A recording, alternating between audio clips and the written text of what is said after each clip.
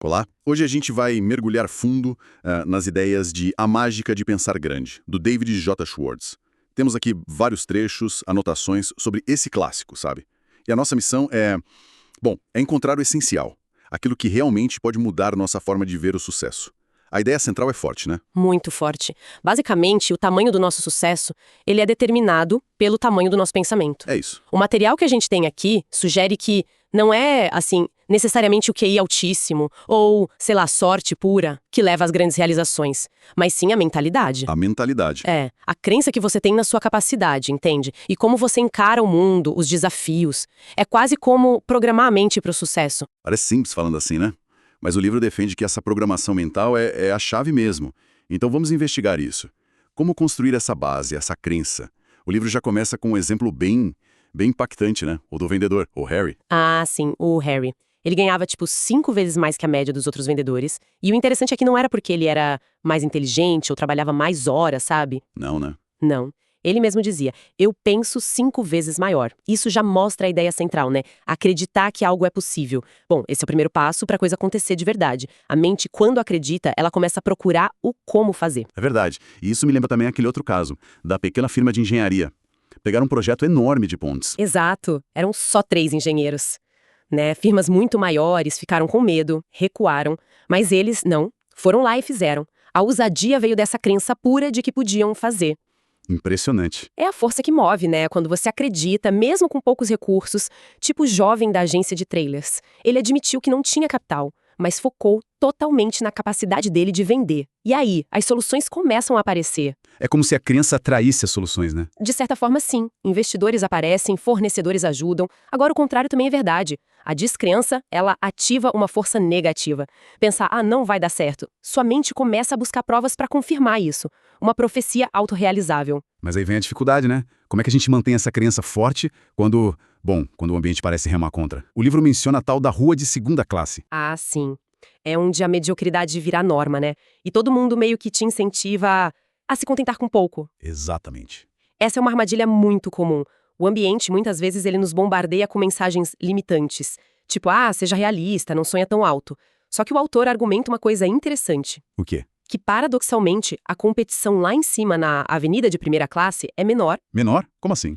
Tem menos gente disposta a pagar o preço, sabe? O preço da autoconfiança, de ter uma visão mais ampla. É mais fácil achar vaga pra ser mediano do que pra ser líder, proporcionalmente falando. Nossa, faz sentido. E aquela voz interna? A autodepreciação que mina a gente. Lembra do exemplo do homem no hotel, que numa noite de insônia percebeu que a falta de iniciativa dele vinha de não se valorizar. Isso é crucial. A autoanálise honesta. Esse homem, ele percebeu que não era menos capaz que os amigos bem-sucedidos dele. A única diferença era que ele acreditava menos em si mesmo. Foi uma virada de chave para ele, então. Total. Ele decidiu se vender mais caro, foi lá e conseguiu um aumento significativo. Por quê? Porque mudou a autoavaliação dele. E isso leva a uma ferramenta mental que o livro traz que eu acho fantástica. Qual? A da fábrica de pensamentos, com o Senhor Triunfo e o Senhor Derrota. Essa analogia é ótima. É muito visual, né? Ajuda a entender nosso diálogo interno. A gente tem esses 2 capatazes na mente. O Senhor Triunfo, que produz pensamentos positivos, eu consigo, sou capaz, e o Senhor Derrota, que é o especialista em negatividade. Não vai dar, vou falhar. E eles respondem aos nossos comandos, né? Exatamente. Um pensamento otimista. Você ativa o Senhor Triunfo. Ele vai buscar razões para confirmar esse otimismo. Agora, um pensamento pessimista. Aí você chama o Senhor Derrota. E quanto mais trabalho a gente dá para um deles, mais forte ele fica. Se alimentar o Senhor Derrota, ele domina a fábrica toda, né? Tudo fica negativo. Perfeito. Por isso a recomendação do livro é bem direta. Demita o Senhor Derrota. Demita. Conscientemente escolha alimentar o Senhor Triunfo. Diante de qualquer situação, se pergunta, como o Senhor Triunfo lidaria com isso? É treinar a mente para focar nas razões pelas quais você pode ter sucesso. A intensidade da sua crença, ela define o tamanho do resultado. Falando nessas barreiras mentais, tem um conceito que o livro bate muito na tecla, a desculpite.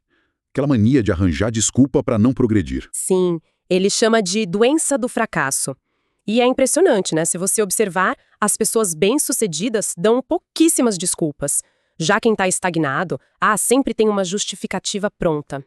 É verdade. E o perigo é que, de tanto repetir a desculpa, ela acaba virando uma crença limitante real lá no subconsciente. Você começa a acreditar na própria desculpa. O livro detalha alguns tipos, né? A da saúde, a da inteligência, a da idade. Mas, assim, qual é o padrão por trás delas? Olha, o padrão é sempre usar uma circunstância, pode ser a saúde, a sua percepção da própria inteligência ou a idade, como um álibi. Um álibi para não agir, para não mirar mais alto, entende? Entendo. É se esconder atrás de algo. Exato. E a cura, no fundo, é sempre a mesma. Reverteu a atitude mental em relação àquela circunstância. Por exemplo, a saúde. Em vez de ver como um limite, seja grato pelo que você tem e foca no que pode fazer. Ou a inteligência. Isso. Em vez de ficar se achando pouco inteligente, foca em como usar a inteligência que você tem de forma positiva, construtiva. A atitude vale muito mais que o QI bruto, sabe? Tem muito gênio fracassado por aí. E a idade? Ah, sou muito velho para isso. Ah, sou muito novo. Mesma coisa. Em vez de ver a idade como barreira, encara como um ativo. Ou você tem a energia da juventude, ou tem a experiência da maturidade. É uma questão de perspectiva. Então, o antídoto para essa desculpite toda é assumir a responsabilidade total pela própria atitude, né? Independente das circunstâncias. Exatamente isso. É parar de procurar culpados fora ou dentro e focar na ação e na mentalidade positiva.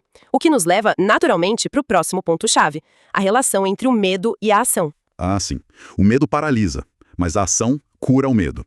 Lembro bem do exemplo do comprador, que estava apavorado porque as vendas do departamento dele estavam caindo. Perfeito. A indecisão, ela alimenta o medo. Ele estava paralisado sem saber o que fazer. Qual foi a solução? Agir. Agir. Ele tomou medidas concretas, fez promoções, engajou a equipe e, como um plano B, começou até a procurar outras oportunidades de emprego. Só o fato dele fazer alguma coisa, de retomar o controle, isso dissolveu o medo e, no fim, as vendas melhoraram e ele nem precisou sair. A ação funciona como um construtor de confiança direto, né? O livro até dá umas dicas práticas, tipo sentar na fileira da frente, fazer contato visual. São pequenas ações, mas que reprogramam a mente para confiança, sabe? Sentar na frente mostra que você não tem medo de ser visto. Contato visual comunica segurança.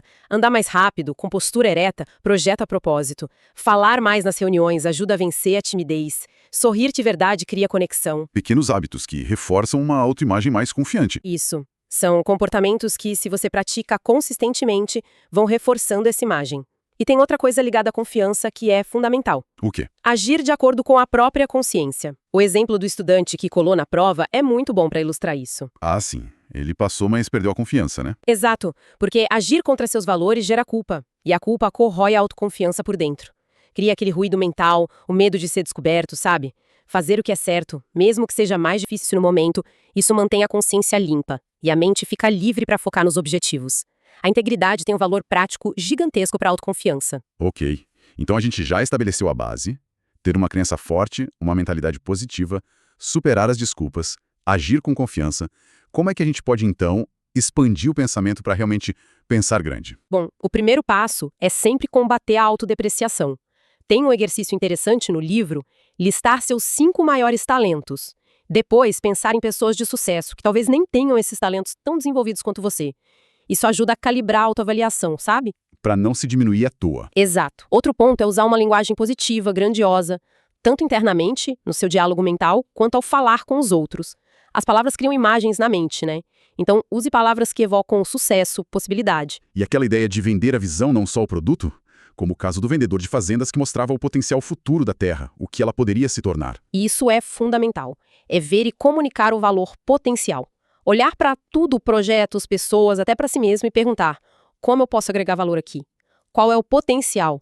É pensar além do estado atual das coisas. Isso vale para o trabalho também, né? Com certeza.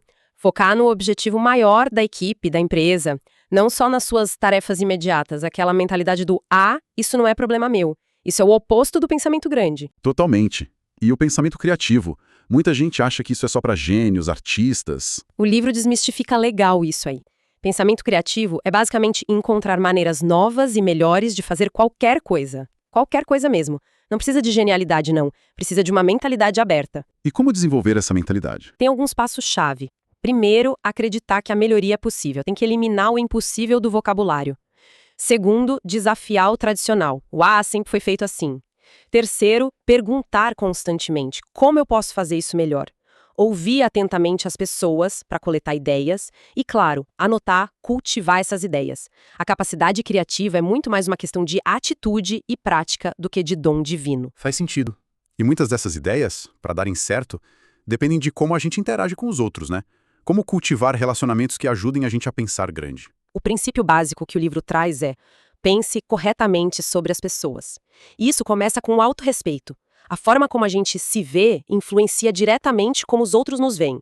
Se você se valoriza, os outros tendem a te valorizar também. E isso se reflete em tudo, até na aparência. Sim, o livro recomenda investir em se apresentar bem, sabe? De primeira classe. Não por vaidade pura, mas porque a aparência comunica valor. Afeta sua autoconfiança e a forma como os outros te tratam. É um sinal externo do valor interno que você se dá. Entendi.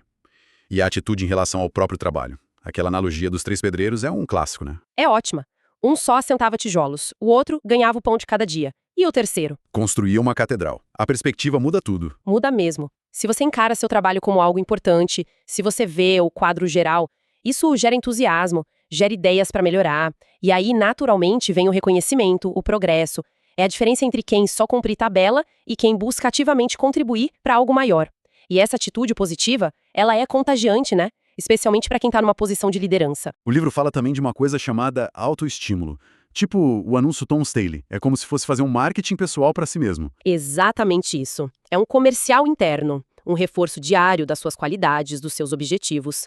Lê para si mesmo em voz alta ou mentalmente afirmações positivas sobre quem você é e quem você quer se tornar. Pensa bem, as empresas não investem rios de dinheiro em publicidade. Então a gente também precisa vender nossas capacidades para nós mesmos, para manter a motivação lá em cima, a autoconfiança afiada. É uma boa técnica. E sobre gerenciar o ambiente, como garantir que ele nos impulsione para frente em vez de nos puxar para baixo? Aí é preciso ter consciência das influências que estão ao seu redor e ser proativo, sabe? Se afastar de pessoas que são cronicamente negativas, fofoqueiras, que só enxergam problema em tudo, aquelas que nivelam por baixo. O famoso ladrão de sonhos? Exato. E, ao mesmo tempo, buscar ativamente a companhia de gente otimista, gente que pensa grande, que te desafia de forma positiva. Se cercar de primeira classe em todos os sentidos, nas ideias, nas interações. E para fechar essa parte de atitudes, o livro destaca algumas que são chave. Tipo, o entusiasmo e colocar o serviço em primeiro lugar. Sim, o entusiasmo é magnético. Quando você se aprofunda no que faz, coloca energia nas ações, compartilha boas notícias, isso cria um ciclo positivo ao seu redor. E a atitude de servir primeiro, ou seja, focar em entregar um valor excepcional antes de pensar no retorno financeiro. Isso é visto como a semente do sucesso sustentável. O dinheiro vem como consequência, né? Tende a seguir o valor que você genuinamente entrega. E fazer os outros se sentirem importantes também é crucial. Apreciação, chamar pelo nome, compartilhar os méritos, isso cria lealdade e colaboração, volta para você. Mas olha, mesmo com tudo isso alinhado, a gente sabe que o caminho para o sucesso raramente é uma linha reta, né? Sempre tem obstáculos, reveses. Como lidar com isso? Como transformar essas derrotas em aprendizado, em vitória? Essa é a grande questão, né? A chave é como você encara a derrota. Não como um fim da linha, mas como um feedback. O livro sugere algumas coisas práticas. Primeiro, estude o revés. Analise objetivamente para aprender a lição, sem ficar culpando a sorte ou o azar. Ser um crítico construtivo de si mesmo. Exatamente. Como a cantora de ópera que usou a rejeição para identificar pontos a melhorar. Outra coisa, combine persistência no objetivo com flexibilidade na abordagem. Não adianta ficar batendo a cabeça na mesma parede. Se algo não está funcionando, tente de outra forma, experimente. E procurar o lado bom. Sim, tentar encontrar o lado bom ou a oportunidade escondida em cada diversidade. Sempre tem uma lição, algo que pode te fortalecer para a próxima. E claro, nada disso adianta sem ação constante. A diferença que o livro faz entre os ativacionistas e os passivistas. Fundamental. Muita gente tem ótimas ideias, planeja tudo direitinho, mas falha na execução. Os ativacionistas, como o livro chama, são aqueles que agem. Mesmo que as condições não sejam perfeitas, eles têm iniciativa, fazem o que precisa ser feito sem esperar ordem, se voluntariam. E os passivistas? Esses ficam presos no planejamento eterno, na espera pelo momento ideal que, convenhamos, nunca chega. A ação é o motor final, é o que transforma o pensamento grande em resultado concreto. Líderes são invariavelmente pessoas de ação. Uau! Recapitulando tudo isso, então, a essência dessa nossa exploração parece ser, primeiro, cultivar uma crença muito poderosa na nossa própria capacidade. Depois, programar a mente com pensamentos positivos, expansivos. Demolir as desculpas com responsabilidade, com atitude. Transformar o medo em ação confiante. Ver valor e potencial em tudo e todos. Interagir positivamente com as pessoas. Aprender com os erros encarando-os como degraus. E, acima de tudo, agir. Agir consistentemente. É uma ótima síntese, sim. O pensamento é a ferramenta primordial que acaba moldando a nossa trajetória, né? Usar essa ferramenta de forma consciente, de forma grandiosa, é isso que o autor chama de mágica. E como toda mágica, claro, requer prática, requer intenção. Não acontece do nada. Fica então uma provocação final para quem acompanhou a gente. Qual muralha mental, talvez uma daquelas construídas pelo Sr. Derrota, pode começar a ser demolida ainda hoje? Talvez com uma nova perspectiva, uma nova crença que surgiu aqui? Ou então, que pequena ação pode ser tomada agora mesmo para sair da passividade e entrar nesse modo ativacionista? Ótima reflexão. Pensar sobre isso já é o primeiro passo, né? O primeiro passo para aplicar essas ideias e começar a sentir na pele a força que o pensamento grande realmente tem no nosso dia a dia.